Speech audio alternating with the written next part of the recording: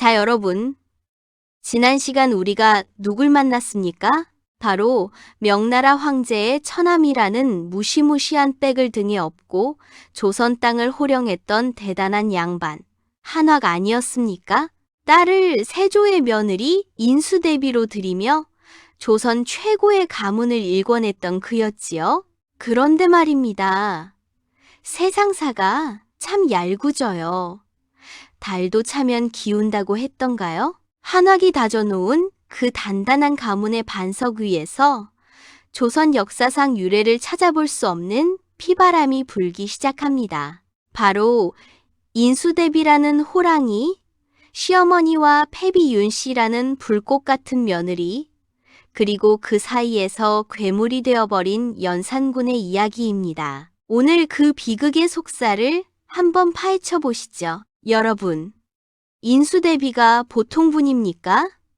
꽃다운 21살 나이에 남편 의경세자를 잃고 독수공방 청산과부가 된 여인입니다. 그 서슬퍼런 궁궐에서 오직 내 자식들을 왕으로 만들겠다는 일념 하나로 버텨온 그야말로 조선의 철의 여인 아니겠습니까?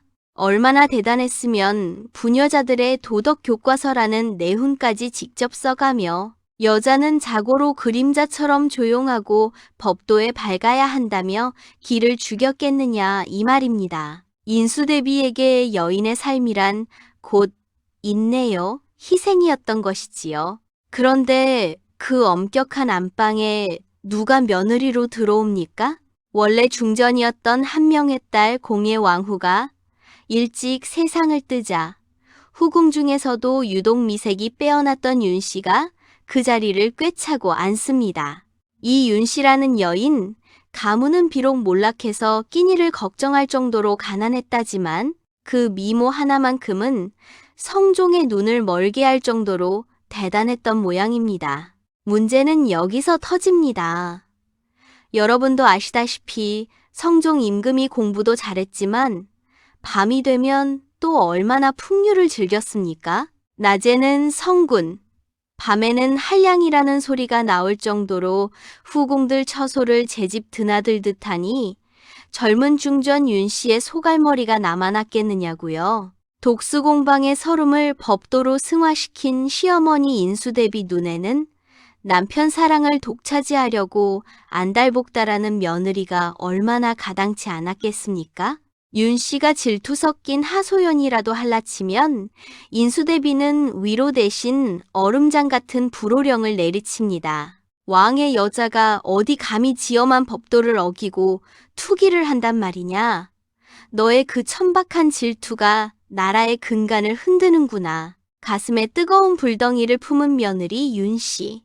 그리고 그 불을 찬물로 꺼버리려 했던 냉혈한 원칙주의자 인수대비. 이 두 여인은 애초에 섞일 수 없는 기름과 물이었고 마주보고 달려오는 두 대의 폭주 기관차와 같았던 셈입니다. 이 팽팽한 기싸움의 끝이 결국 조선을 피바람으로 몰고 갈 줄이야. 당시에 누가 짐작이나 했겠습니까? 질투라는 놈은 원래 한번 불이 붙으면 앞뒤를 안 가리는 법이지요. 성종 임금이 다른 후궁의 처소에서 달콤한 밀어를 나누고 있을 때 중전 윤씨는 독수공방하며 방바닥을 손톱으로 긁고 있었습니다. 그러다 급기야 해서는 안 될 일에 손을 댑니다. 비취주머니 속에 독약을 숨겨두고 방 안엔 방수를 써서 임금의 마음을 돌리려다 들통이 난 겁니다. 그런데 말입니다. 진짜 사달은 그 다음에 터졌습니다. 중전의 처소를 찾은 성종과 말다툼을 벌이다가 분에 못 이긴 윤씨가 휘두른 손에 그만 성종의 얼굴, 지엄한 용안의 손톱 자국이 선명하게 남고만 것입니다. 이 소식을 들은 인수대비. 그야말로 노발대발하며 자리를 박차고 일어납니다. 오냐? 네가 이제는 갈 때까지 갔구나. 감히 나라의 근간인 지존의 몸에 상처를 내다니. 이것은 영모나 다름없다. 인수대비의 서슬퍼런 압박에 결국 1479년 윤씨는 왕비의 관을 벗고 궁 밖으로 쫓겨나는 신세가 됩니다. 하지만 비극은 여기서 멈추지 않았습니다. 3년 뒤 성종은 결국 그녀에게 사약을 내리고 맙니다. 사약을 앞에 둔 윤 씨, 그 심정이 어땠을까요? 억울함과 원망에 피눈물을 흘리며 입고 있던 하얀 적삼에 왈칵 피를 토해냅니다. 그리고는 곁을 지키던 친정어머니에게 유언을 남기죠. 어머니, 이 적삼을 잘 보관하셨다가 훗날 내 아들이 왕이 되거든 보여주소서. 나를 억울하게 죽인 자들을 결코 잊지 말라고 전해주소서. 하얀 적삼이 핏빛으로 물드는 그 순간 훗날 조선을 피바람으로 몰고 갈 저주의 씨앗이 뿌려진 셈입니다.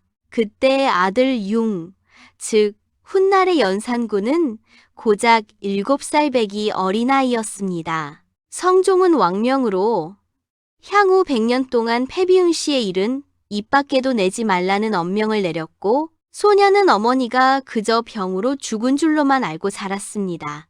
하지만 세월이 흘러 아버지가 죽고 연산군이 왕좌에 오르자 어둠 속에 숨어 기회를 노리던 간신 임사홍이 움직이기 시작합니다.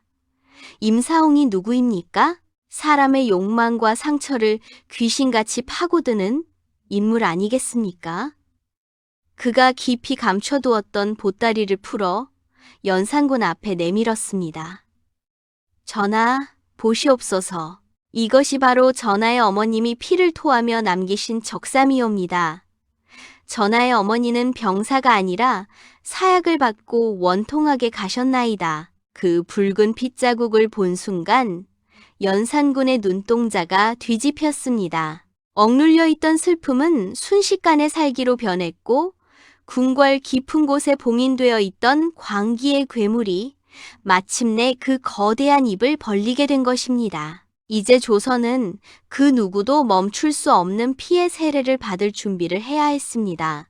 어머니의 핏자국을 본 연산군, 그의 눈에는 이제 뵈는 게 없었습니다. 그를 가로막던 예법이니 효도니 하는 것들은 한낱 휴지 조각에 불과했지요. 연산군은 먼저 어머니를 모함했던 후궁들, 엄귀인과 정귀인을 대궐마당으로 끌어냈습니다. 제 손으로 직접 칼을 휘둘러 그들을 처단하고도 분이 안 풀려 그 시신을 갈갈이 찢어 들판에 내던지는 만행을 저지르고 맙니다. 사람의 탈을 쓰고는 참아할 수 없는 짓이었으나 이미 그는 광기에 잡아먹힌 괴물이었던 셈이지요. 하지만 괴물의 발걸음은 여기서 멈추지 않았습니다. 연산군이 향한 곳은 바로 자신의 할머니이자 당대 최고의 권력자였던 인수대비의 처소였습니다. 당시 인수대비는 병석에 누워 가쁜 숨을 몰아쉬고 있었습니다.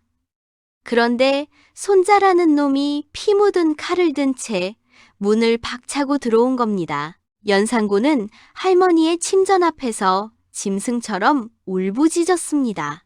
아바마마는 어진 분이셨는데 어찌하여 할머니가 옆에서 부추겨 제 어머니에게 사약을 먹였단 말입니까? 도대체 우리 어머니가 무슨 죽을 죄를 지었기에 그토록 모질게 대하셨습니까? 병든 노구의 인수대비는 이 폐륜적인 상황에 몸을 떨었습니다.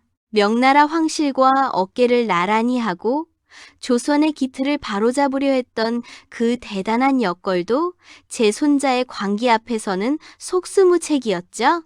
일설에는 연산군이 분을 못 이겨 할머니의 가슴을 머리로 들이받았다는 기록까지 있을 정도니 그 현장이 얼마나 아비규환이었을지 짐작이 가고도 남습니다. 결국 한 시대를 풍미했던 철의 여인 인수대비는 손자의 모진 행패에 큰 충격을 받고 며칠 뒤 쓸쓸히 숨을 거둡니다. 명나라 황제의 사돈이자 조선의 권력을 한 손에 쥐었던 한화기, 그토록 애지중지하며 공들여 쌓아 올린 가문의 질서와 영광이 제 집안 사람의 손에 의해 무참히 무너져 내린 순간이었습니다. 자, 여러분.